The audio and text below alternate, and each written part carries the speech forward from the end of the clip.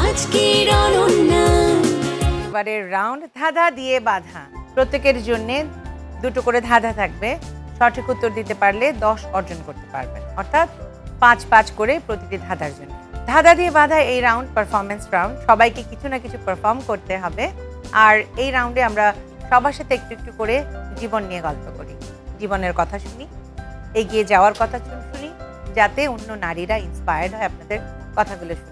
তো ওই জায়গাটা থেকেই আসলে আপনাদের কাছে জানতে চাওয়ার, আপনারা তো আসলে অনেক ধরনের ঘটনার সাক্ষী, অনেক ধরনের জিনিস আপনারা দেখে অভ্যস্ত, দেখেছেন।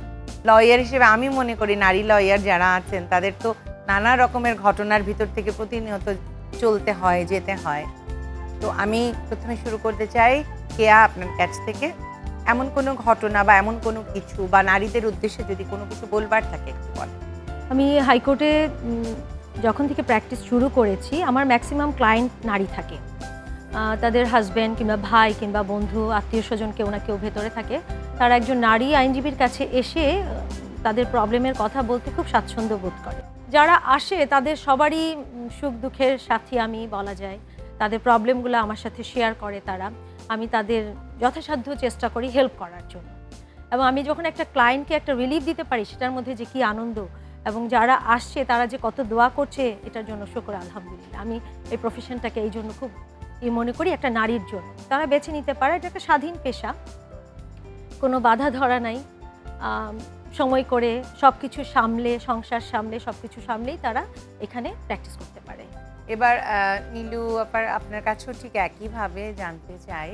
আমার বেড়ে ওঠা যেহেতু মফস্বলে, আমার স্কুল কলেজ সব কিছুই জেলা শহরে।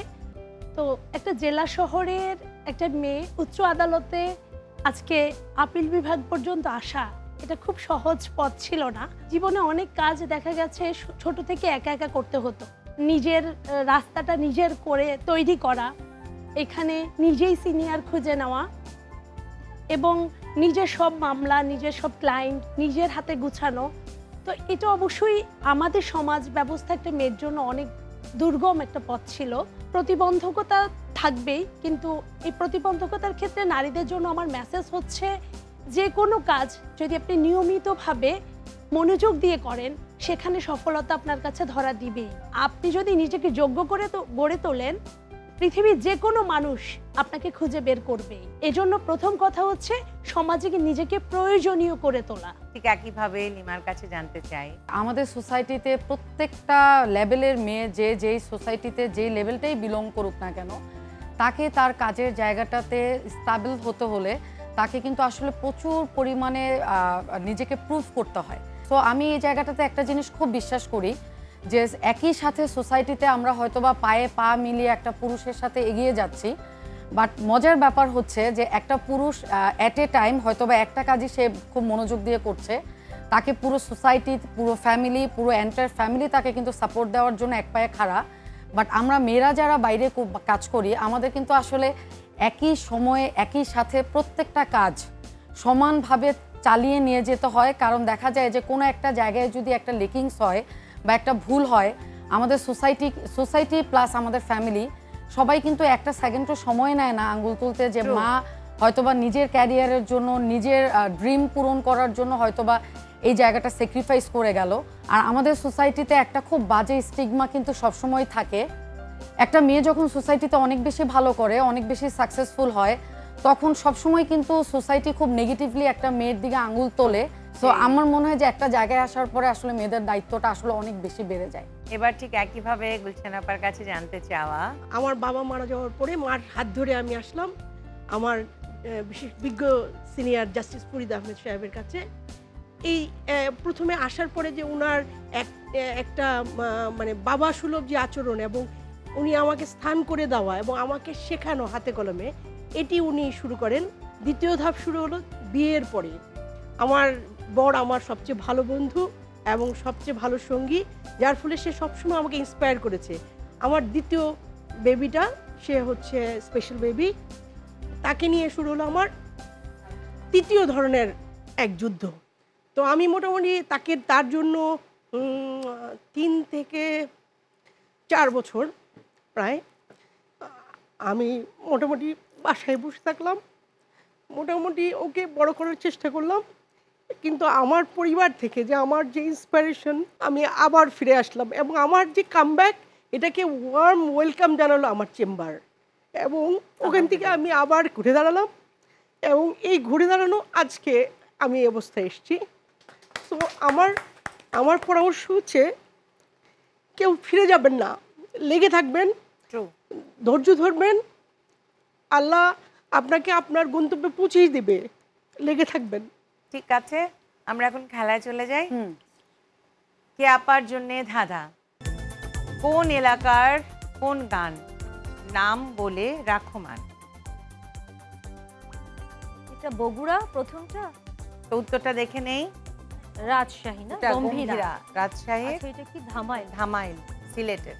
দ্বিতীয় ধাঁধা কে আপার জন্য। মানুষের সাথে দোষ মানুষেই সেরা, তিনে মিলে কি হয় বলে দাও তরা। আর সময় দিতে পারছি না, কি হবে? গুনা বলি। ও আচ্ছা আচ্ছা, কে কি পারফর্ম করবেন? আমি একটা গান গাই ছোট করে। চলে আসে। তবু আকাশে গানের আভাসে চলার কাহিনী লেখা রয়, শুধু গান গেয়ে পরিচয়। দারুণ দারুণ, খুব সুন্দর হয়েছে। নীলু আপার জন্য। ওর শিশু মুগ্ধ পর নিজ বেশ, আপন পাঠেতে মন করো নিবেশ। মন ও যোগ, মনোযোগ। দ্বিতীয় ধাঁধা নীলু আপনার জন্য। ড্যাশ বসে ড্যাশ ড্যাশ দে নাই। খেতে বসে গান গরুতে আচ্ছা, এটা আর পারছে না দিতে, গান গাইতে। গানটা আপনি বলেছেন, সো হ্যাঁ। আমি 3 পয়েন্ট দেবো। ঠিক আছে, নীলু কি পারফর্ম করবেন? আমি আবৃত্তি করব। ঠিক আছে। আমি তোমাকে সুখের কথা বললাম, তুমি বললে সুখ সে তো আপেক্ষিক শব্দ। আমি তোমাকে দুঃখের কথা বললাম, তুমি বললে দুঃখ সইবার শক্তি কোথায়। আমি তোমাকে ঘর বাঁধার কথা বললাম, তুমি বললে বাঁধনে জীবন ছোট হয়। আমি তোমাকে পাশাপাশি চলার কথা বললাম, তুমি বললে হৃদয়ের কাছে থাকাটাই বড়। আমি তোমাকে যুদ্ধের কথা বললাম, তুমি বললে যুদ্ধবাজরা বড়ই সক্রিয়। আমি তোমাকে শান্তির কথা বললাম, তুমি বললে শান্তির মিছিল ক্রমশ বড় হচ্ছে। চিরকালের বিরুদ্ধবাদী তুমি, অথচ আমাকেই ভালোবাসলে। বাহ, সুন্দর। এবার লিমার জন্য ধাঁধা। বাংলার একটি বর্ণ বসিয়ে সব কিছু দাও বুঝিয়ে। আর সময় দিতে পারছি না লিমা, পাস। খুব সহজ সহজ। দেখো, দ্বিতীয় ধাঁধা লিমার জন্য। ব্রহ্মার ছেলে কোন দেশে থাকে? আর পাস। ব্রহ্মপুত্র। পুত্র, আচ্ছা। লিমা কি পারফর্ম করবেন? আমি চেষ্টা করব তানিয়া আপু যে কাজটা করছে সেই কাজটা তানিয়া আপুর পাশে থেকে একটু ধৃষ্টতা দেখানো, যে আমি যদি হতাম তাহলে আমি প্রোগ্রামটা আসলে কিভাবে শুরু করতাম বা আমার প্রোগ্রাম শুরু করার স্টাইলটা কিরকম হতো সেটাই আমি একটু দেখানোর চেষ্টা হে করব। আল্লাহ, আমার ভাত মারার চেষ্টা, এটা বলছে না সরাসরি। ঠিক আছে, আসো, আইনি প্যাচ দিয়ে যা কিছু করতে চাও করো, দেখা যাক। আমাদের আজকের প্রোগ্রামটা হচ্ছে কিউট আজকের অনন্যা। আজকে আমার প্রোগ্রামে আমি এমন 3 জনকে ডেকেছি যে 3 জন আসলে আজকের অনন্যা যে নামটা, সেই নামটার সাথে তারা পরিপূর্ণভাবে যায়। কারণ আমরা সবাই জানি আইন পেশা একটা চ্যালেঞ্জিং পেশা, এবং এই পেশাটা সবার জন্য আসলে মেয়েদের জন্য অনেক বেশি চ্যালেঞ্জিং। এবং আমি আমার প্রোগ্রামে আজকে এমন 3 জনকে ডেকেছি যে 3 জন বাংলাদেশের সর্বোচ্চ আদালতে অ্যাপিলেট ডিভিশনে লাস্ট অনেক বছর ধরে বহাল তবিয়তে তারা প্র্যাকটিস করে যাচ্ছেন, এবং তারা 3 জনই আজকে আমাদের এখানে উপস্থিত আছেন এই প্রোগ্রামটাকে অলঙ্কিত করার জন্য। এবং 3 জনকে আমি আজকে চেষ্টা করব আপনাদের সবার সাথে একটু পরিচয় করিয়ে দিতে। শুরুতেই আছে আমাদের কেয়া আপা, যে প্রায় 22 থেকে 25 বছর ধরে কোর্টে প্র্যাকটিস করছেন। তারপরে আছে আমাদের নীলু আপা, যে আসলে খুবই অ্যাক্টিভলি প্র্যাকটিস করেন রেগুলার, এবং ওনার সবচেয়ে বড় গুণ উনি খুব ভালো কবিতা আবৃত্তি করেন। এবং এরপরে আমাদের আছেন গুলশান আপা, যে আপার একটা খুবই সুন্দর গুণ, সে অনেক ভালো ছবি তুলে, এবং খুব ভালো ফটোগ্রাফার। সো আমরা প্রায় সময় তার সোশ্যাল মিডিয়াগুলো যদি একটু দেখি, তার ছবির আইডিয়া খুবই ভালো। সো আমরা আজকে আসলে আইন প্রেশার বাইরে গিয়ে তারা কে কোন জায়গায়, কোন জায়গাটাতে তারা কমফোর্ট ফিল করে এবং কোনটা তাদের ভালো লাগার জায়গা, পছন্দের জায়গা, সেই বিষয়গুলো নিয়ে আজকে কথা বলার চেষ্টা করব। দারুণ দারুণ, খুব সুন্দর। এবার গুলশান আপার জন্য ধাঁধা। তোমার পেশার যত গোল, বলতে কভু করোনা ভুল। আইনি জটিলতা। হ্যাঁ দেখি, আইনি জটিলতা। হ্যাঁ, উত্তর সঠিক হয়েছে। দ্বিতীয় ধাঁধা গুলশান আপার জন্য। কমন একটা শব্দ দিলে ভিন্ন ভিন্ন নাম মেলে। আপা পারছে না, একটু দিয়ে দাও। গাইবান্ধা। গুলশান আপার কাছে তো যেতেই হচ্ছে।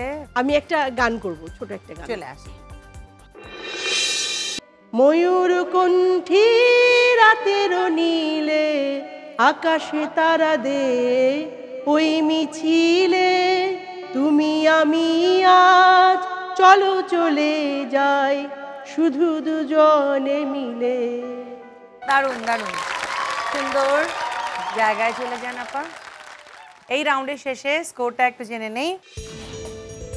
কেয়া 40, নীলু 33, লিমা 22, গুলশান 39। যাই হোক, আমরা অনেক মজা করছি, আড্ডা দিচ্ছি। চলে যাব তাড়াতাড়ি পরের রাউন্ডে, কারণ পরের রাউন্ড হচ্ছে অনন্যা নির্ধারণী রাউন্ড, অনন্যা কুইজ রাউন্ড।